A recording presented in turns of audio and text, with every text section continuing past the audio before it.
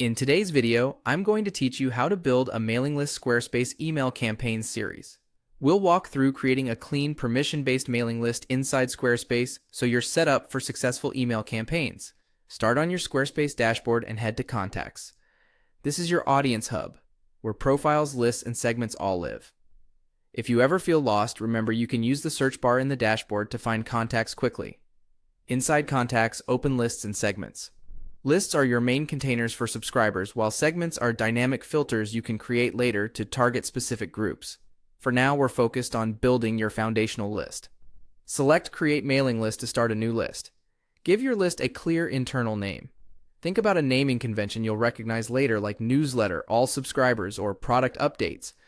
The name won't be public, but it should tell you exactly who belongs there.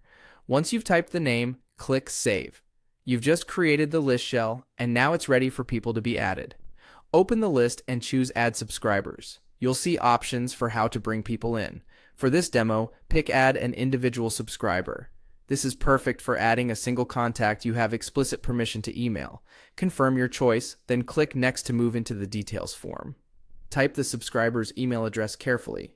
Accuracy here prevents bounces and protects your sender reputation. Then add the first name and last name. These fields are optional for delivery, but they're incredibly useful for personalization, like greeting someone by their first name in a subject line or email body. Better data equals better engagement. Before you finish, enable the setting that confirms these subscribers accept marketing. This is essential. Only add people who have given you clear permission to receive marketing emails. It keeps you compliant with regulations like GDPR and canned spam, and helps maintain trust with your audience. If you're unsure about someone's consent status, pause and verify before proceeding. When everything looks good, click Done. You'll land back on your mailing list with the new subscriber added. Repeat the process to add more individuals or plan to import in bulk later using approved, permission-based contacts.